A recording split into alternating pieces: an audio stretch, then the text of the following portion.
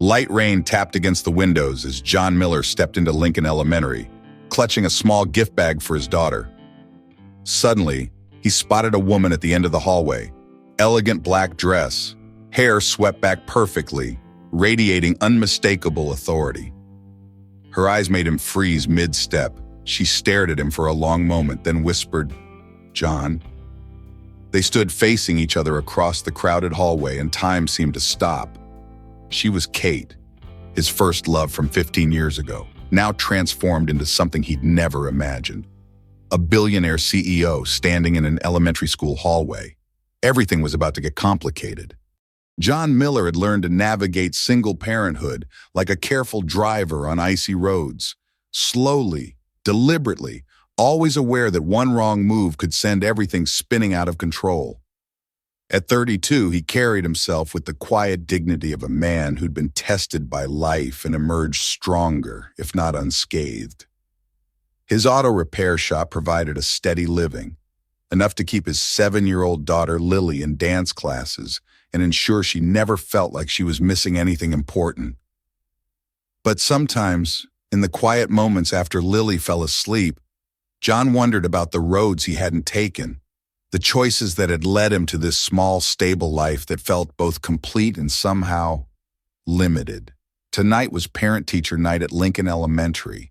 John had worked late to finish Mrs. Rodriguez's transmission repair so he could be here on time. Lily had been excited all week, showing him the art project she'd made especially for the occasion. The school hallway buzzed with the familiar chaos of parents juggling work schedules and family obligations. John felt comfortable here among the other parents, mostly middle-class families doing their best, people who understood that sometimes love was measured in packed lunches and homework help rather than expensive gifts. He was heading toward Lily's classroom when he saw her. For a moment, his brain refused to process what he was seeing. The woman standing near the principal's office couldn't possibly be Kate Sullivan. His Kate, the girl he'd loved with the desperate intensity of someone barely out of his teens. But those eyes, those were definitely Kate's eyes. She'd changed, obviously.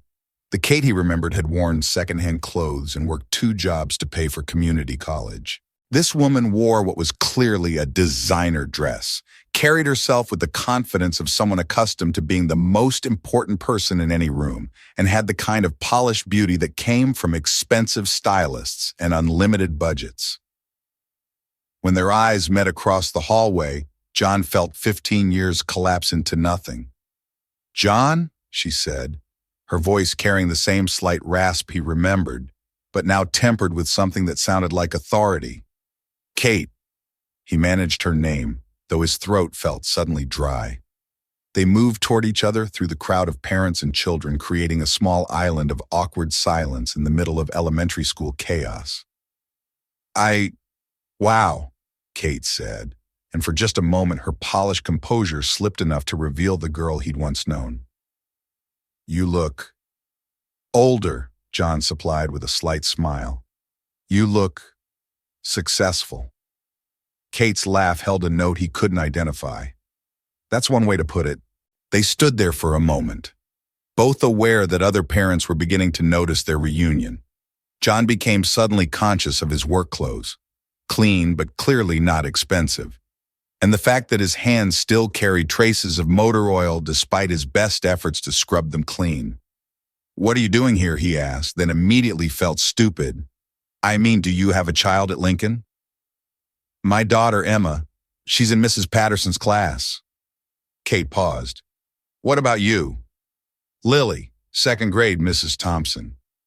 John hesitated, then added, "My wife died 3 years ago. Car accident. It's just Lily and me now."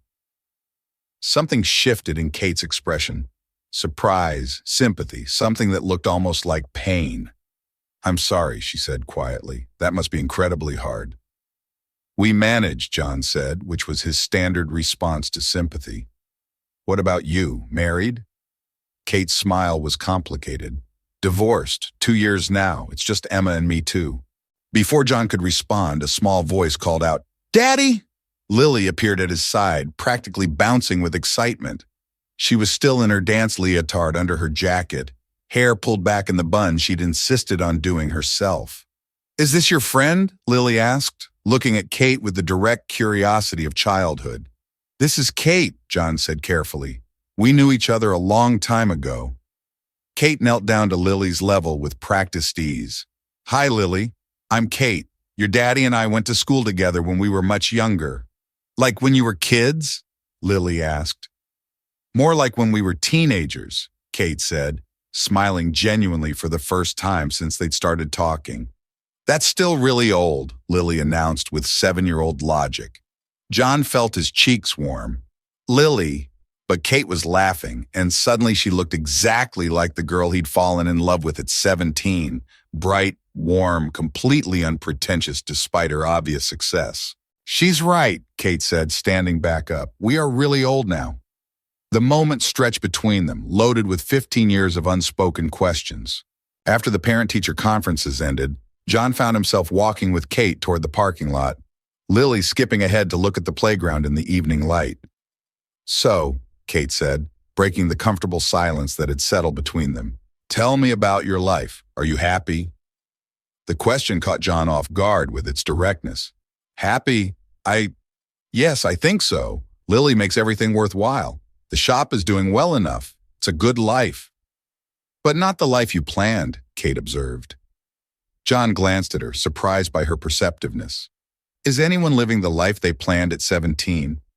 Kate's smile was rueful. "Fair point, though I have to admit my 17-year-old self would be pretty impressed with the current situation." "CEO of what?" John asked. "I saw the business magazines mention your name, but I never looked into it too deeply." "Sullivan Technologies. We develop software for renewable energy systems. Started in my garage 8 years ago, went public 3 years ago." Kate paused. "Forbes estimated my net worth at $2.3 billion last month." John whistled softly. "That's incredible, Kate, really. You always said you were going to change the world." "Did I?" Kate looked genuinely surprised. "I don't remember being that ambitious back then." "You were. You used to talk about how frustrated you were with how slowly things changed, how much potential was being wasted." John smiled at the memory. "You said you were going to find a way to fix it." They reached Kate's car, a sleek Tesla that probably cost more than John made in 2 years, and stopped walking. "Can I ask you something?" Kate said suddenly. "Why didn't you ever call me? After I left for Stanford?" The question hung between them like a challenge. John had known it was coming, had been dreading it since the moment he'd recognized her. "Because you were going to Stanford," he said quietly. "And I was going to community college and working at my dad's shop. Because you had a future that was bigger than anything I could offer you." "That wasn't your choice to make," Kate said, her voice sharper than he'd heard it all evening. "Wasn't it? Kate, look at what you've accomplished. Look at the life you've built. Would you have done any of that if you'd stayed here with me?" Kate was quiet for a long moment, watching Lily carefully navigate the monkey bars. "I don't know," she admitted finally, "but I would have liked the chance to try." John felt something twist in his chest, regret, longing, the ghost of 18-year-old heartbreak. "I thought I was being noble," he said, "letting you go, not holding you back. I thought if you really loved me, you'd fight for us. When you didn't, I figured I'd made the right choice." "I was 18 and terrified," Kate said. "My parents had drilled it into me that college was my only chance to escape the life they'd had. When you didn't fight for us, I thought you didn't really love me enough." They looked at each other, both seeing the same painful truth. Two scared kids who'd made the wrong choices for what felt like the right reasons. "So what now?" John asked. Before Kate could answer, Lily came running over, cheeks flushed from playing. "Daddy, can we get ice cream, please?" John was about to explain that it was a school night, but Kate spoke first. "I know a place," she said. "If that's okay with you, John. My treat." 20 minutes later, they sat in a small ice cream shop that John remembered from high school dates. Kate had changed into jeans and a sweater from her car. Expensive clothes, but more casual. She looked more like the girl he remembered. "So Emma," John said, "what's she like?" Kate's face lit up in the way only a parent's could. "Smart as hell, stubborn, She wants to be an engineer like Mommy, but also a veterinarian and a professional soccer player. Sounds familiar, John said. You always wanted to do everything. Still do, apparently. Kate paused. She asks about her father sometimes. The divorce was ugly. He fought for custody, not because he wanted Emma, but because he wanted to hurt me. I'm sorry. Don't be. Emma and I are better off without him. He saw my success as something that diminished him rather than something we could share.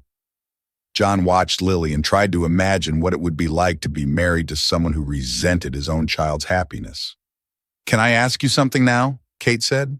Sure. Do you ever think about what might have been? With us, I mean.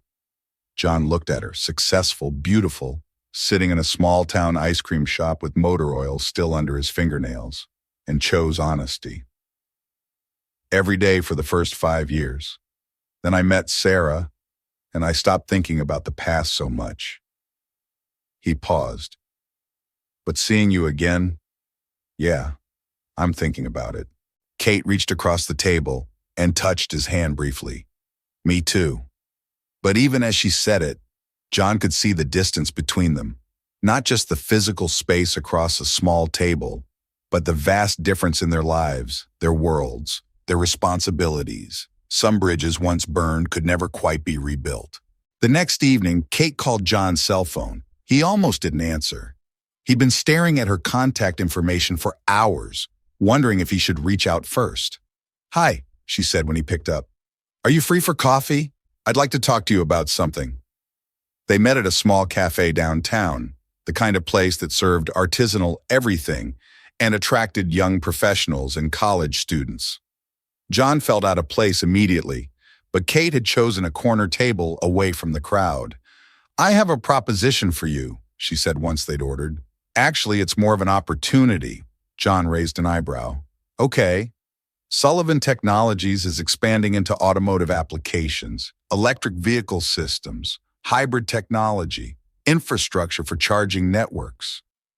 I need someone who understands cars from the ground up, someone who can translate between the engineering team and real-world applications. John stared at her. Are you offering me a job? I'm offering you a partnership, a consulting contract to start, but with the potential to head up the entire automotive division if things work out. Kate leaned forward. John, you could name your salary, full benefits, stock options, relocation package to Seattle where our main offices are. Relocation, John repeated slowly. Lily would love Seattle, great schools, lots of opportunities, and Emma would have a friend who already knows her mom. John felt like he was drowning in possibilities he'd never allowed himself to imagine. Kate, why? Why me? You could hire anyone. Engineers with degrees from MIT, people with experience in automotive technology. Because I trust you, Kate said simply. Because you understand how things actually work, not just how they're supposed to work in theory. And because, she hesitated. Because I never stopped loving you. The words hit John like a physical force. Around them, the cafe continued its evening rhythm, but their corner table felt suddenly isolated from the rest of the world. Kate, I know it's crazy, she continued quickly. I know we're different people now, with different lives and responsibilities. But seeing you again, talking to you, it feels like coming home to a part of myself I'd forgotten existed. John looked at her across the small table, brilliant, successful, offering him everything he'd never dared to want. What are you asking me? He said quietly. I'm asking if you want to try again. Really try this time, as adults who know what we're risking. John thought about Lily, settled in her school and her dance classes and her small, stable world. He thought about his shop, his customers who trusted him, the life he'd built from scratch after Sarah died. And he thought about 18-year-old John, who'd walked away from love because he was too scared to believe he deserved it. I can't, he said. Kate's face went very still. Can't what? I can't uproot Lily's life for a maybe. I can't take her away from the only stability she's known since her mother died. And I can't... He took a deep breath. I can't be your consolation prize. Consolation prize? Kate's voice was sharp with surprise and hurt. Kate, you built an empire. You have everything you ever dreamed of. And now you're back in your hometown, looking at your past and thinking maybe you missed something. But I'm not a missing piece in your collection. I'm a person with a life and responsibilities that matter. Kate was quiet for a long moment, her hands wrapped around her coffee cup. That's not what this is, she said finally. Isn't it? You show up here with your success and your money and your offer to fix my small town life, and I'm supposed to be grateful? I'm supposed to drop everything and follow you to Seattle because Kate Sullivan has decided she wants to try again? That's not fair. Maybe not, but it's honest. John leaned back in his chair. Kate, I loved you. Hell, part of me still loves you. But I'm not the same person who let you go 15 years ago. I won't let anyone, not even you, make decisions about my life based on what they think I need or deserve. Kate looked at him like she was seeing him clearly for the first time since they'd reunited. You're right, she said quietly. I was trying to fix something that can't be fixed. I was trying to rewrite history instead of accepting it. They sat in silence for a few minutes, both processing the weight of what had just passed between them. For what it's worth, Kate said eventually, I meant what I said about loving you. I wasn't trying to collect anything or fix anything. I saw you again and remembered what it felt like to be loved by someone who saw me as Kate, not as Sullivan Technologies CEO. John felt his anger dissolve, replaced by something sadder and more complex. I know, he said, no. And I love that you became everything you dreamed of becoming. But Kate, we're different people now. We have different lives, different priorities. Maybe 15 years ago we could have made it work, but now we're responsible for more than just ourselves. Exactly. Kate nodded, accepting the truth neither of them wanted to acknowledge. So what do we do now? She asked. Shake hands and pretend we never saw each other? John considered this. Or we could try to be friends. Real friends without all the history and what-ifs weighing us down. Friends, Kate repeated, testing the word. I'd like that. Emma could use more people in her life who care about her for who she is, not what her mother has accomplished. And Lily could use the example of a strong, successful woman who follows her dreams. Kate smiled, the first genuine smile she'd given him since making her offer. Look at us, she said, being all mature and reasonable. It's disgusting, John agreed. Our 18-year-old selves would be horrified. Our 18-year-old selves were idiots, Kate pointed out. They thought love was enough to overcome everything. And now we know better. Now we know that love is just the beginning. Everything else, compatibility, timing, shared goals, willingness to sacrifice. That's what actually matters. John raised his coffee cup. To knowing better. Kate clinked her cup against his. To knowing better. As they left the cafe together, John felt something settle in his chest that he hadn't even realized had been unsettled. Not closure, exactly, but acceptance. The past would always be part of them, but it didn't have to define their future.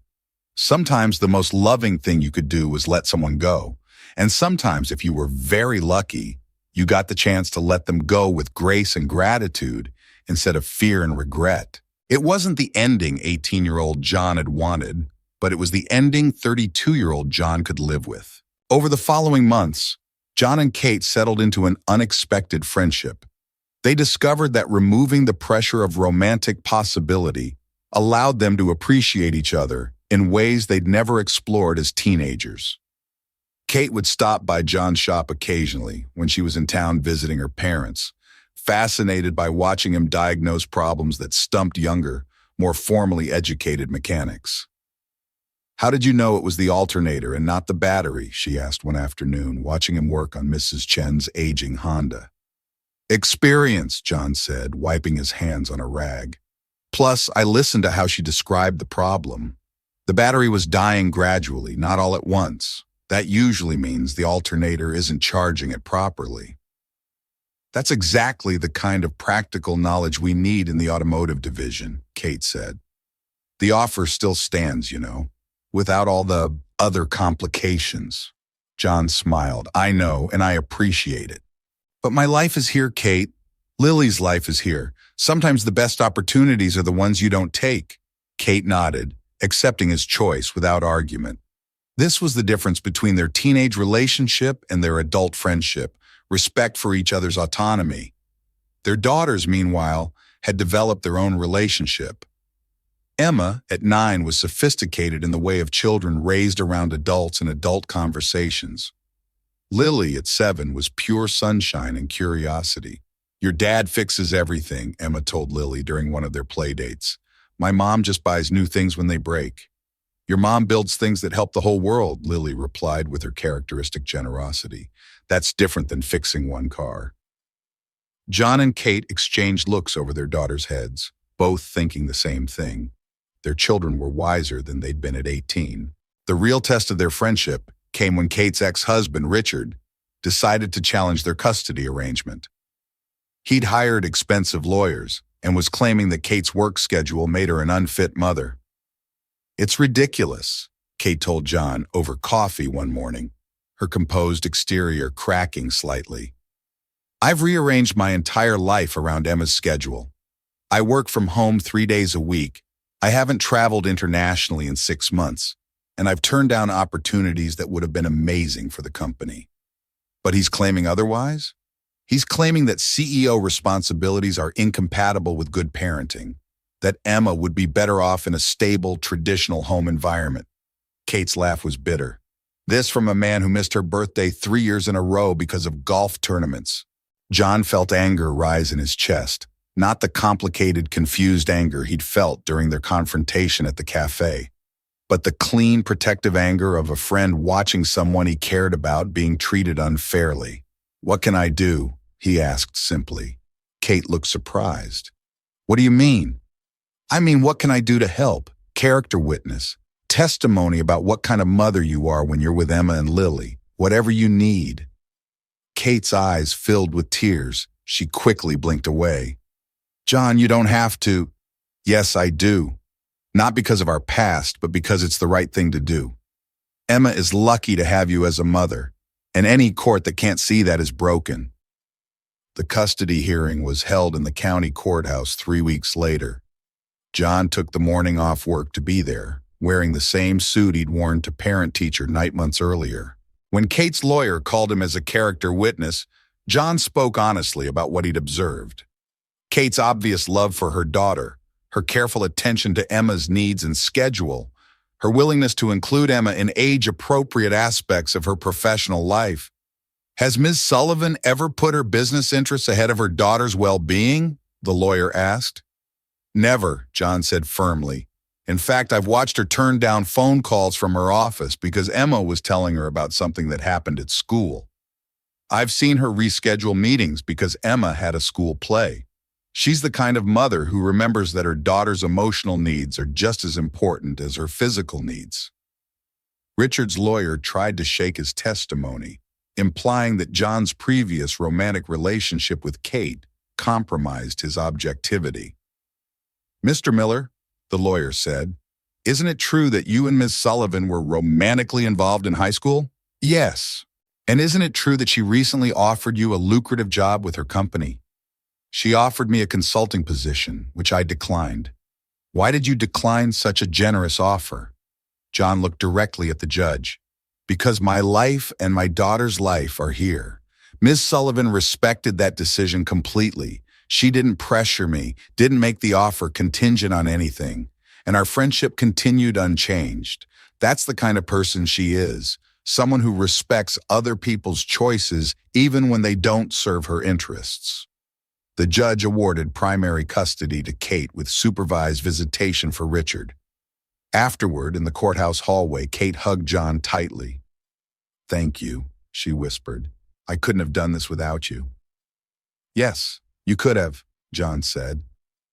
But I'm glad you didn't have to. That evening, the four of them, John, Lily, Kate, and Emma, celebrated with pizza and ice cream, not as couples or potential couples, but as friends, as chosen family, as people who'd learned that love came in many forms and didn't always need to follow traditional scripts. Watching their daughters plan a sleepover, John realized he'd found something he hadn't known he was looking for. Not romantic love, but the deeper satisfaction of loving someone enough to let them be exactly who they were. 2 years later, John stood in the same elementary school hallway where he'd first seen Kate again, but this time he was there for Lily's 4th grade science fair presentation.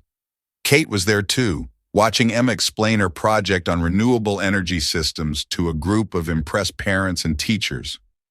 Their daughters had maintained their friendship, and by extension, so had John and Kate.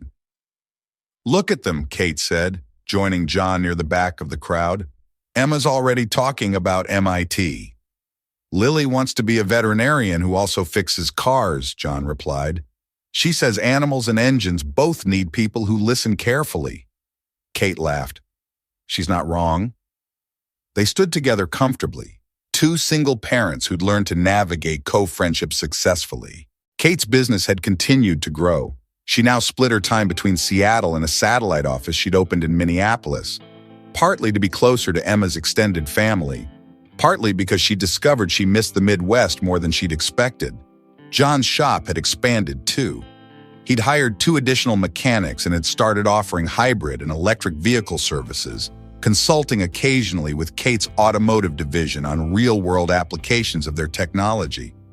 "I have news," Kate said as they watched their daughters accept congratulations from other parents. "Good news or complicated news?" "Good news, I think. I've been offered a position on the board of the Children's Education Foundation. It's mostly fundraising and advocacy for STEM education in underserved communities." "That sounds perfect for you. Are you going to take it?" Kate smiled. "I already did.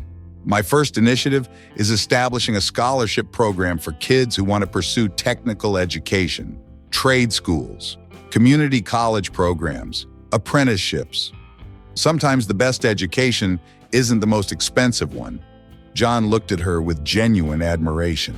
"Kate, that's incredible. Those kids are going to have opportunities they never would have had otherwise. I keep thinking about what you said that night at the cafe, about different paths being valuable, not just the obvious ones. I want to make sure other kids have the choice we never felt like we had." As they prepared to leave the school, Emma ran up to them, still buzzing with excitement from her presentation. "Mr. John, did you see my project? Mom helped me understand the engineering, but I did all the building myself." "I saw it, Emma. You should be proud. That's real problem solving." Emma beamed, then looked between her mother and John with the calculating expression that made her look so much like Kate. "Are you guys ever going to get married?" she asked with 9-year-old directness. John and Kate exchanged amused looks.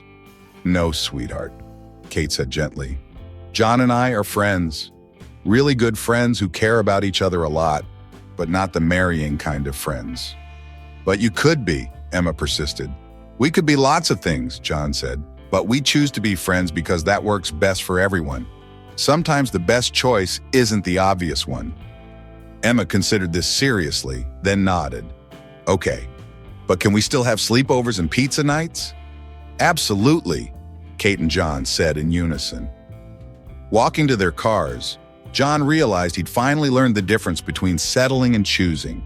He wasn't settling for friendship with Kate, he was choosing it actively and gratefully because it was genuine and sustainable and made all their lives better.